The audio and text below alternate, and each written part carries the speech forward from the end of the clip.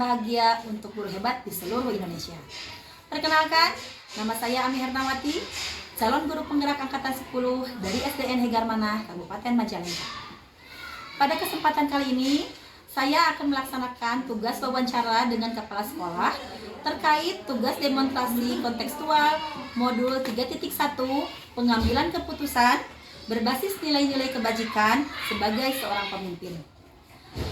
Dan kali ini saya sudah bersama Bapak Heri Indrayono. Beliau adalah kepala sekolah di SDN Hegarmanah, Kabupaten Majalengka.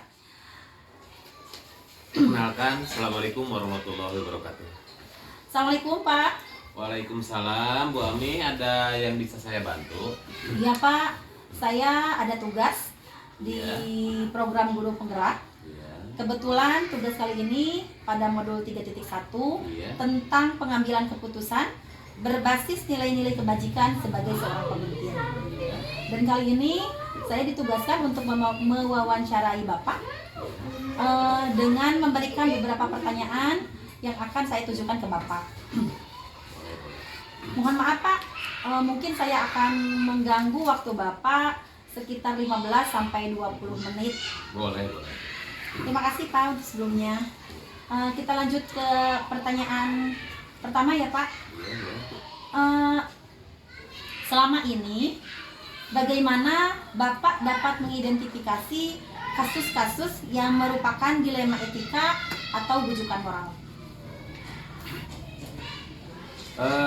Sebagai seorang pimpinan di satuan pendidikan atau di sekolah, tentunya tidak akan terlepas dari permasalahan-permasalahan atau kasus-kasus yang muncul yang perlu kita ambil keputusan bagaimana cara mengatasinya.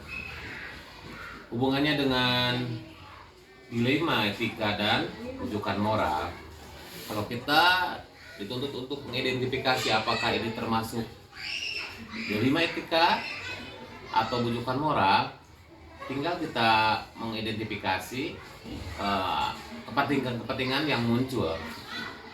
Ada dua kepentingan yang muncul yang harus diambil, salah satunya misalnya keputusannya harus diambil, maka tinggal kita lihat nilai kebenaran dari dua kepentingan tersebut. Apabila keduanya itu bernilai benar, itu masuk ke dilema etika. Tetapi seandainya salah satunya itu bernilai salah atau negatif, itu masuknya ke rujukan moral. Itu yang saya tahu, Bu Ami. Seperti itu. Terima kasih Bapak. Dilanjut Pak untuk pertanyaan yang kedua. Boleh. Selama ini bagaimana Bapak menjalankan pengambilan keputusan di sekolah, terutama untuk kasus-kasus di mana ada dua kepentingan yang sama-sama benar atau sama-sama mengandung nilai kebajikan? Kalau sama-sama bernilai benar, berarti itu masuknya dilema etika ya Bu ya. Untuk mengambil keputusan tentang dilema etika, ada 3 prinsip yang saya pegang. Yang pertama tentang hasilnya. Apabila keputusan itu diambil, bagaimana hasil dan dampaknya. Yang kedua, itu etika atau aturan yang berlaku di sekolah. Berpegang teguh pada aturan. Dan yang ketiga itu nilai kemanusiaan. Misalnya barangkali kebijakan yang diambil dari seorang pimpinan, walaupun itu sedikit bertentangan dengan aturan, ya, kemudian ada sedikit terpengaruh terhadap hasil, tapi nilai kemanusiaan juga itu harus dipertimbangkan dalam mengambil sebuah keputusan. Baik Pak, hebat. Cukup. Iya. Kemudian dilanjut ke pertanyaan berikutnya. Langkah-langkah atau prosedur seperti apa yang biasa Bapak lakukan selama ini? Kepentingan itu barangkali kita harus tampung dulu sebelum diambil sebuah keputusan untuk dilaksanakan. Tentunya kita harus tampung dulu. Setelah ditampung, ya kita punya warga sekolah. Kita tidak lepas berkomunikasi dengan mereka, berdiskusi dengan mereka di Dewan guru juga kan ada guru-guru senior yang perlu saya secara pribadi harus berkomunikasi dengan mereka supaya sifatnya tidak otoriter dan juga tidak lepas dari musyawarah dengan mereka. Jadi setelah melakukan bermusyawarah dengan mereka, diskusi dengan mereka, nah setelah sepakat baru diambil sebuah keputusan. Itu barangkali. Baik Pak, berarti dilibatkan semuanya ya Pak? Dilibatkan, warga sekolah itu dilibatkan. Minimalnya ada perwakilan dari guru-guru senior yang mewakili guru-guru semua yang dalam mengambil keputusan. Jadi keputusannya tidak bersifat otoriter dari seorang pimpinan atau dari seorang kepala sekolah, tetapi melibatkan juga mereka untuk berdiskusi, bermusyawarah, sehingga hasilnya itu lebih efektif menurut saya. Terima kasih Pak. Dilanjut Pak dengan pertanyaan yang ketiga. Boleh, Bu? Mengenai langkah-langkah Pak. Langkah-langkah atau prosedur seperti apa yang biasa Bapak lakukan selama ini? Langkah-langkah di dalam mengambil sebuah keputusan tersebut, kita bisa awali dengan mengumpulkan semua informasi. Kemudian kita mengidentifikasi informasi tersebut tentang nilai-nilai yang bertentangannya. Kemudian mempertimbangkan dampak dari keputusan yang kita ambil. Kemudian kita melaksanakan diskusi seperti tadi sudah terulas sedikit di jawaban yang nomor 2 tadi ya Bu ya. Kita tidak terlepas dari diskusi atau musyawarah dengan tim atau dengan guru-guru senior kita. Kemudian ambil keputusan itu berdasarkan analisis tersebut. Dan yang terakhir, buat rencana untuk melaksanakan atau menyelesaikan keputusan tersebut. Baik Pak, terima kasih. Pertanyaan selanjutnya Pak, yaitu pertanyaan yang keempat. Iya. Hal-hal apa saja yang selama ini Bapak anggap efektif dalam pengambilan keputusan pada kasus-kasus dilema etika? Ada 3 prinsip ya Bu ya yang saya pakai di dalam mengambil sebuah keputusan. Yang pertama yaitu hasil atau produk dan dampak barangkali yang lebih tepatnya. Jadi apabila keputusan itu diambil, seberapa besar dampaknya. Kemudian yang kedua yaitu etika atau aturan yang berlaku di sekolah kita yang dijadikan pegangan oleh saya. Kemudian yang ketiga adalah nilai kemanusiaan. Barangkali 3 prinsip itu akan dijadikan dasar dalam pengambilan sebuah keputusan. Baik Pak, dilanjut ke pertanyaan nomor 5. Iya. Yaitu hal-hal apa saja yang selama ini merupakan tantangan dalam pengambilan keputusan pada kasus-kasus dilema etika? Yang menjadi tantangan bagi saya itu sebenarnya rasa was-was dan rasa takut saya. Kalau bahwa keputusan itu tidak diterima oleh semua pihak. Saya ingin bahwa keputusan yang saya ambil itu harus dapat diterima oleh semua pihak.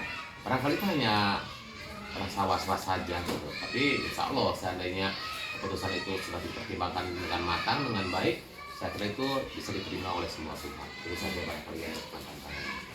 Baik, terima kasih. Dilanjut ke pertanyaan nomor 6. Ya. Apakah Bapak memiliki sebuah tata cara atau jadwal tertentu dalam sebuah penyelesaian kasus dilema etika?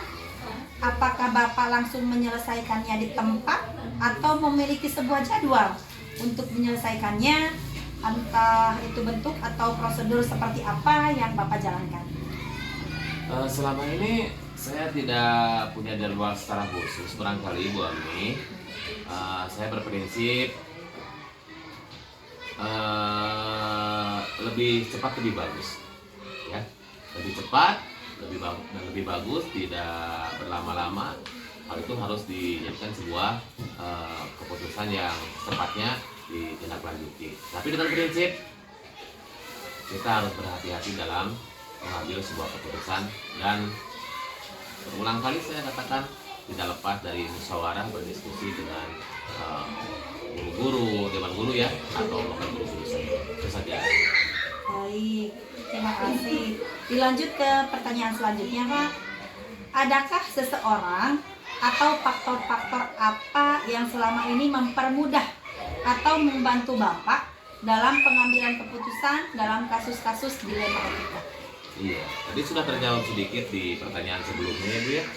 Kita kan punya tim guru senior ya, atau bahkan bisa semua dewan guru juga dilibatkan. Itu barangkali yang banyak membantu. Terima kasih. Lanjut Pak ke pertanyaan selanjutnya, yang merupakan pertanyaan terakhir Pak. Iya. Dari semua hal yang telah disampaikan, pembelajaran apa yang dapat Bapak petik dari pengalaman Bapak mengambil keputusan dilema etika? Sebenarnya banyak pengalaman ya, sangat berharga bagi saya sendiri secara pribadi ya, selaku seorang pimpinan. Tapi ada dua pembelajaran yang paling berharga menurut saya yang bisa dipetik atau diambil. Yang pertama yaitu tentang arti pentingnya sebuah komunikasi dan kolaborasi. Yang sananya dalamnya ada musyawarah di dalamnya. Itu yang bisa saya ambil.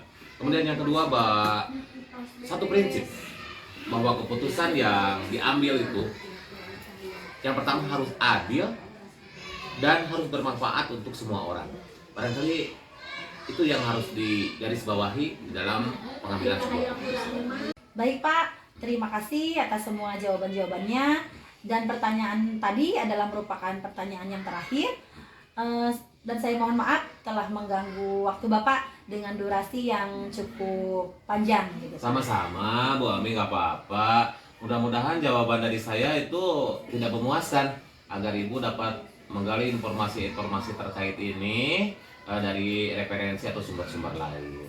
Baik Pak, terima kasih Pak Iya, sama-sama. untuk motivasi dan wejangan semuanya. Iya. Terima kasih. Assalamualaikum warahmatullahi wabarakatuh. Waalaikumsalam. Demikian wawancara saya bersama Bapak Kepala Sekolah di SDN Hegar Manah, Bapak Heri Indrayono. Dan saya telah melaksanakan tugas demonstrasi kontekstual 3.1. Sampai jumpa di kegiatan-kegiatan selanjutnya. Terima kasih. Assalamualaikum warahmatullahi wabarakatuh.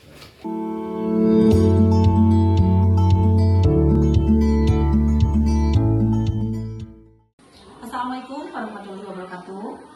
Untuk melanjutkan tugas demonstrasi kontekstual modul 3.1 dalam pengambilan keputusan berbasis nilai-nilai kebajikan sebagai seorang pemimpin, saya akan melaksanakan wawancara kedua dengan Bapak Kepala SDN Sunia 3 dari Kecamatan Banjalan, Kabupaten Majalengka.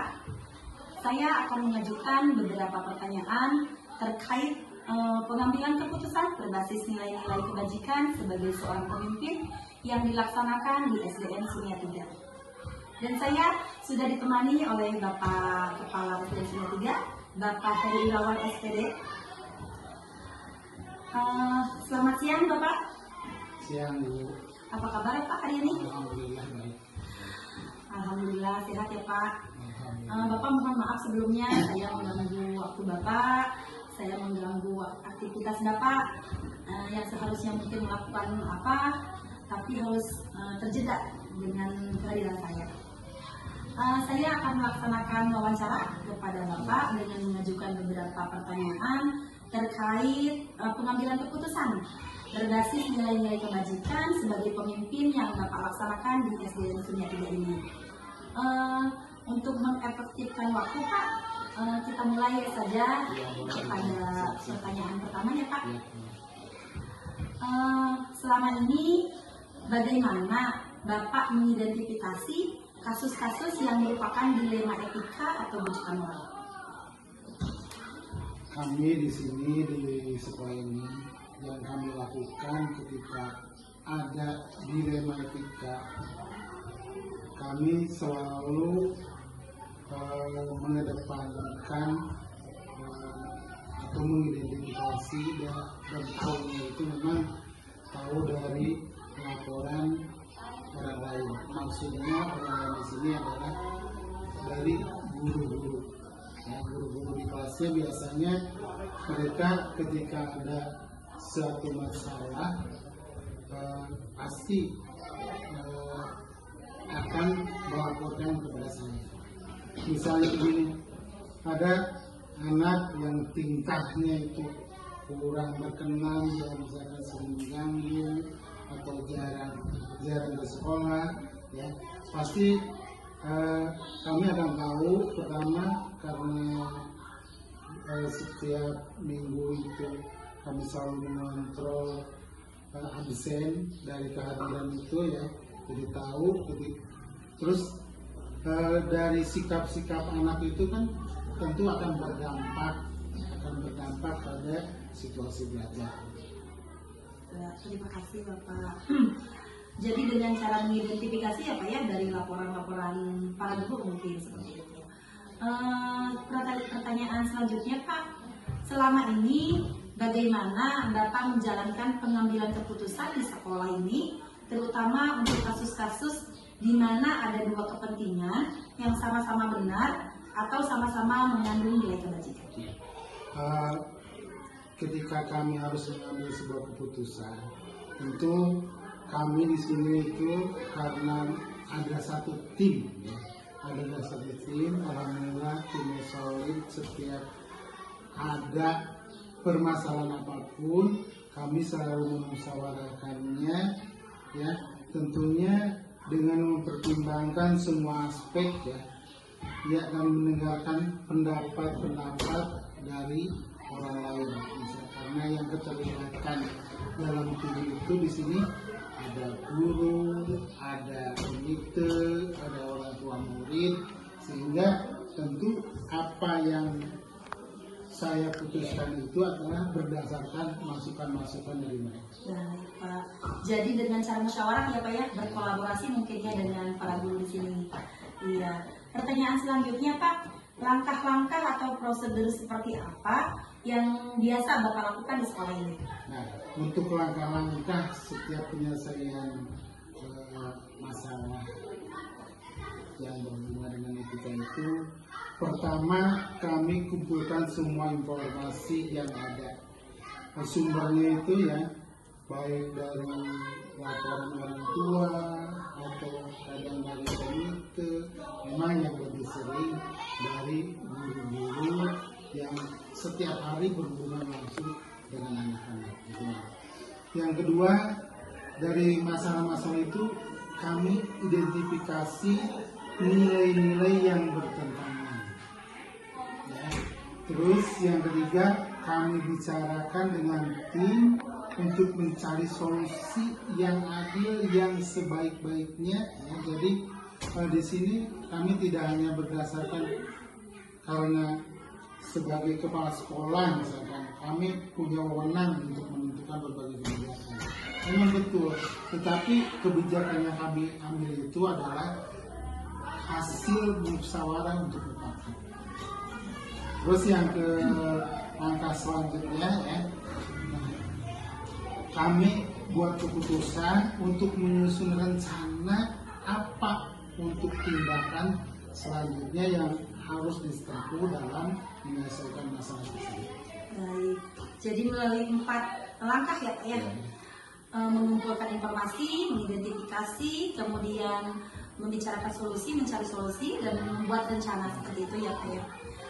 Pertanyaan selanjutnya yaitu hal-hal apa saja yang selama ini Bapak anggap efektif dalam pengambilan keputusan pada kasus-kasus dilema etika? Tentu hal yang paling efektif, karena rasanya apapun kita harus lakukan dengan secara diskusi atau musyawarah. Semua ini dilakukan ya, untuk membuat keputusan yang jelas, yang adil. Selain hal itu juga kami harus terbuka dan mengkomunikasikan yang baik, yang benar kepada mereka, jangan sampai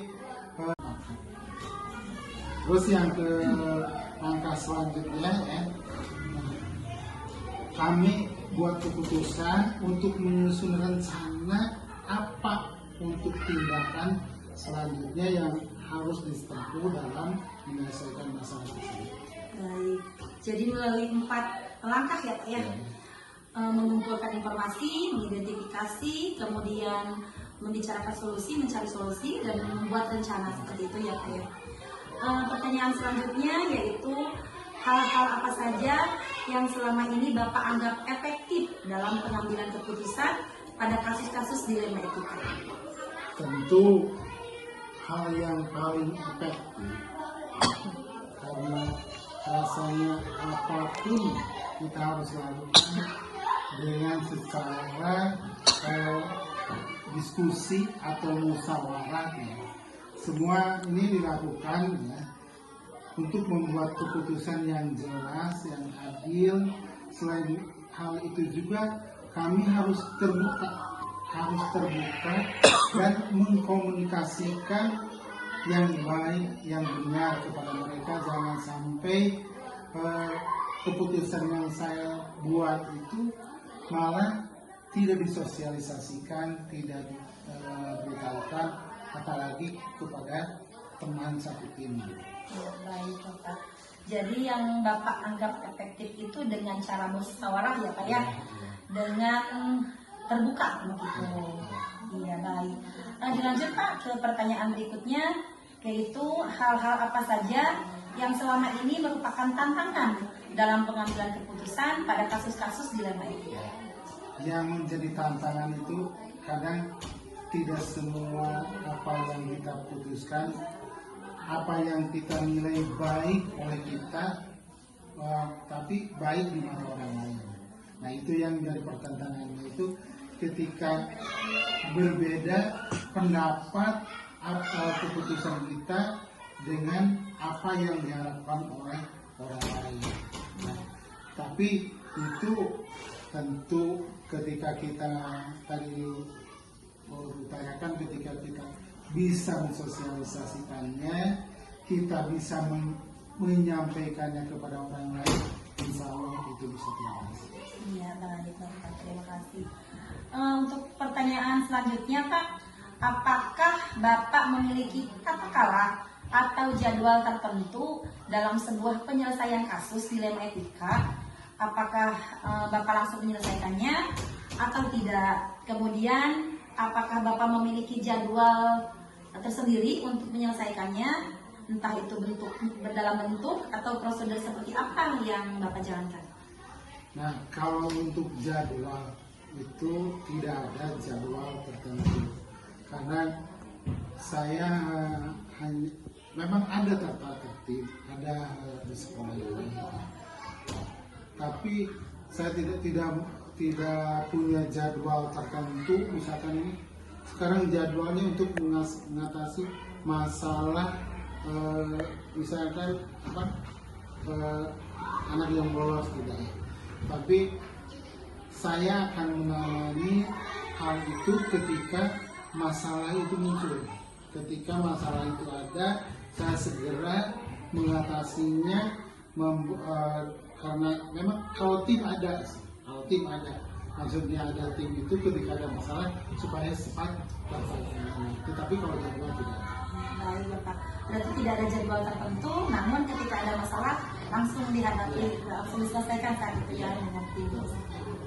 Ya, pertanyaan selanjutnya Pak, adakah seseorang atau faktor-faktor apa yang selama ini mempermudah atau membantu Bapak dalam pengambilan keputusan dalam kasus-kasus dilema etika?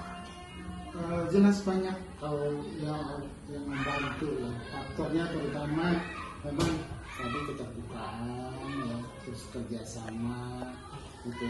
Terus kita pokoknya harus siap untuk menerima masukan dari luar, dan jangan sungkan, kita jangan merasa rendah dan merasa malu ketika kita dikasih kritik, dikasih saran. Baik Pak. Pertanyaan selanjutnya Pak, ini merupakan pertanyaan terakhir. Dari semua hal yang telah disampaikan tadi oleh Bapak, pembelajaran apa yang dapat Bapak petik dari pengalaman Bapak mengambil keputusan dilema etika? Nah, tentunya ini yang terpenting dalam hal ini yaitu kita itu harus lebih terbuka, mau membuka diri ya, terus selalu bermusyawarah, jangan menganggap masalah itu kecil ya, tetapi yang kecil itulah yang akan membahayakan. Baik. Jadi tetap ya Pak ya, dengan musyawarah mungkin segala masalah yang akan dihadapi itu akan terselesaikan dengan baik, dengan terbuka mungkin ya, kemudian kita sendiri membuka diri gitu dari dan menerima masukan dari orang lain, mungkin seperti itu ya Bapak ya. Ya, betul. Terima kasih Bapak. Tadi merupakan pertanyaan yang terakhir dan saya sudah menyampaikan semua pertanyaan kepada Bapak. Terima kasih atas jawaban-jawabannya. Sangat menginspirasi sekali dan sangat bijaksana sekali Pak. Dan saya mohon maaf, saya telah mengganggu waktu Bapak dengan melaksanakan wawancara yang menyita waktu Bapak dengan durasi yang cukup panjang mungkin Bapak. Sekali lagi saya mohon maaf Bapak. Terima kasih atas waktunya. Demikian wawancara saya dengan Bapak Kepala dari SDN Sunia 3, Bapak Heri Irawan SPD. Dan akhir kata, terima kasih. Assalamualaikum warahmatullahi wabarakatuh. Waalaikumsalam.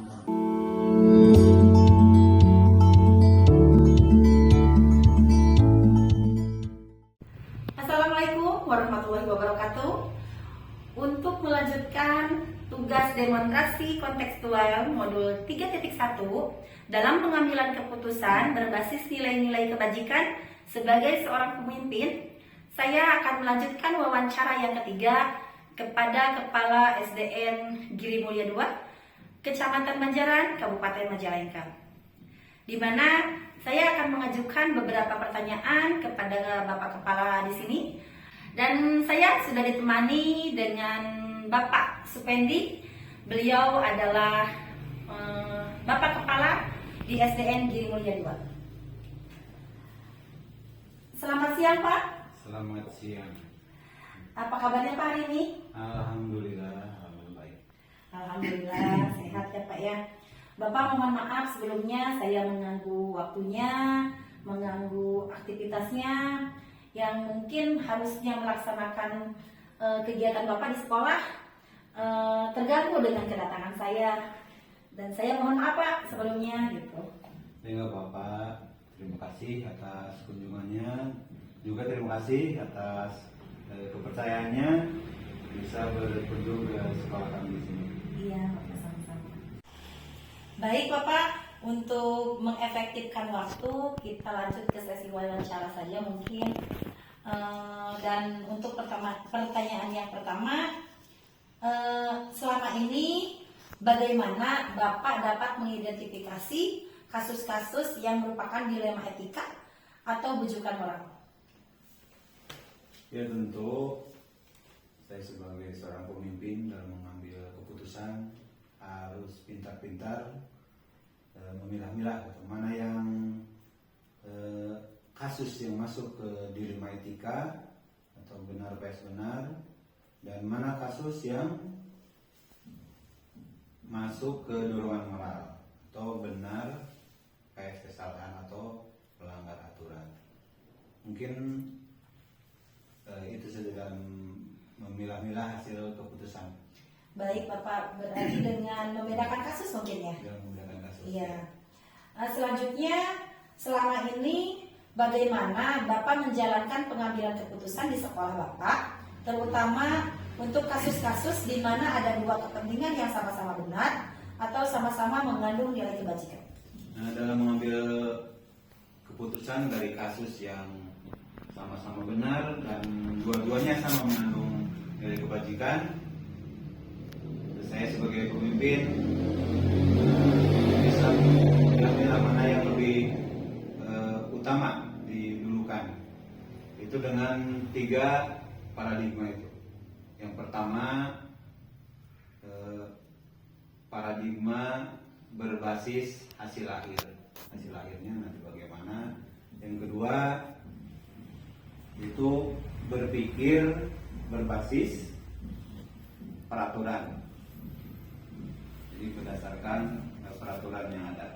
Terus yang ketiga, berpikir berbasis rasa peduli. Mungkin itu saja cara menentukan mana keputusan yang pertama harus diambil. Baik Bapak, terima kasih. Yang selanjutnya, langkah-langkah atau prosedur seperti apa yang biasa Bapak lakukan di sekolah ini? Nah, langkah dalam mengambil keputusan diambil pertama, kita menganalisis dulu nilai-nilai yang saling bertentangan. Selanjutnya, menentukan siapa saja yang terlibat dalam kasus ini. Ketiga, mengumpulkan fakta-fakta yang relevan. Keempat, pengujian benar dan salah itu dengan cara uji legal, yang tentu di dalamnya ada uji regulasi, uji institusi, dan uji publikasi dan sebagainya.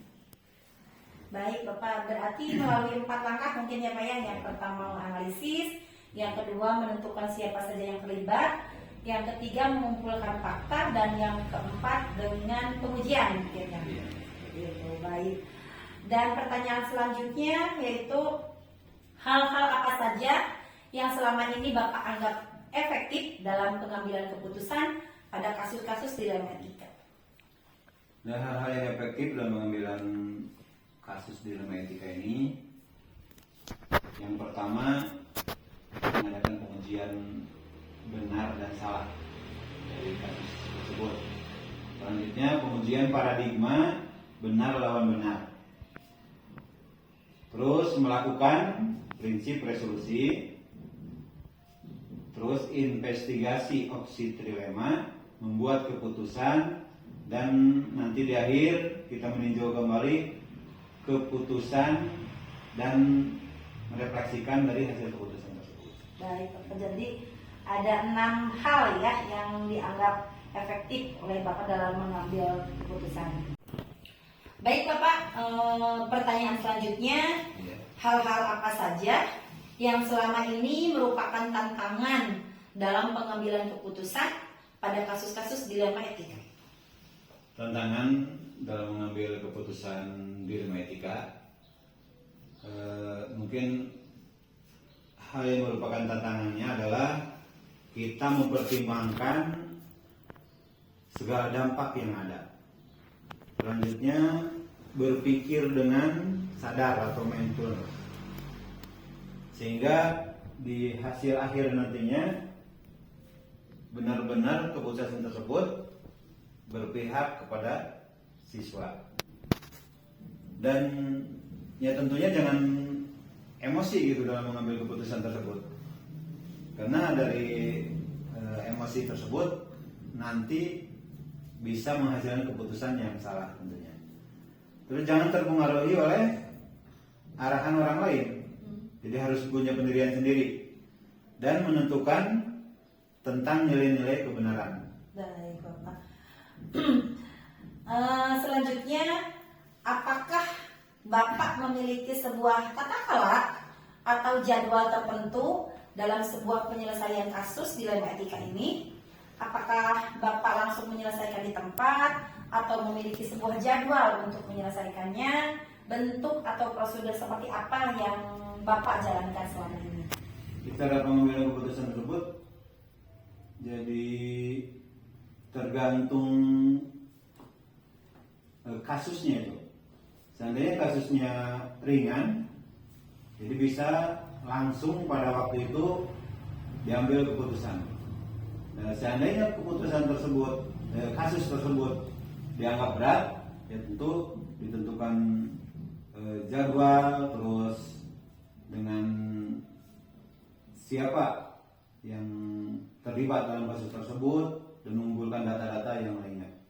Baik Bapak. Jadi mungkin tergantung dari masalah tersebut mungkin ya. Jika ringan dan beratnya masalah ya, tersebut.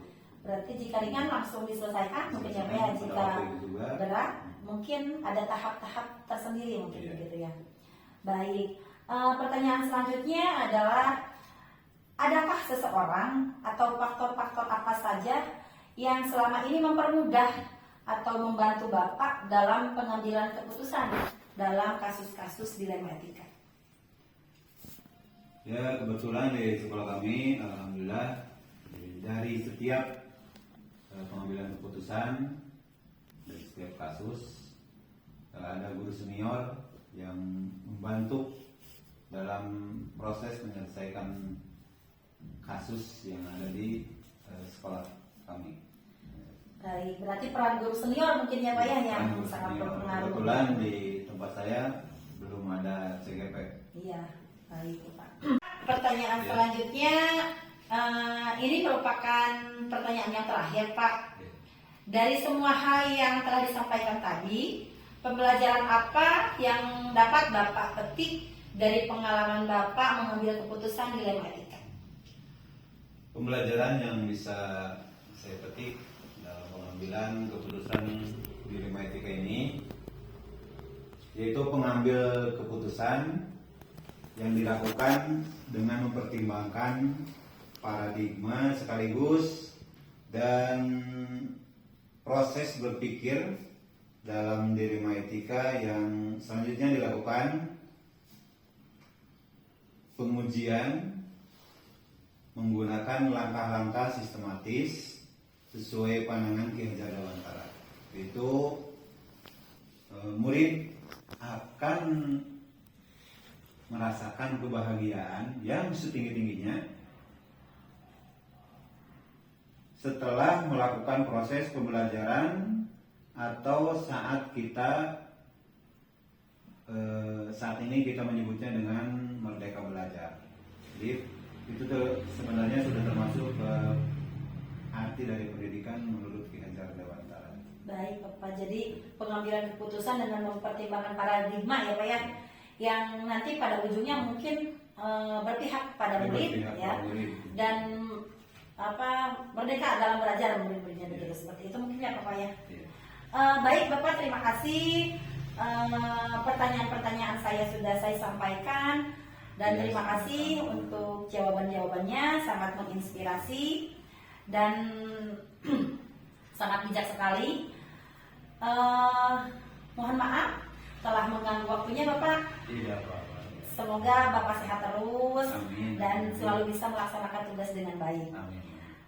Akhir kata, terima kasih Bapak. Wassalamualaikum warahmatullahi wabarakatuh. Waalaikumsalam. Demikian wawancara yang saya laksanakan di wawancara ketiga kepada Bapak Kepala Supendi yang bertugas di SD Giri Mulia 2, Kecamatan Banjaran, Kabupaten Majalengka. Demikian, terima kasih. Wassalamualaikum warahmatullahi wabarakatuh.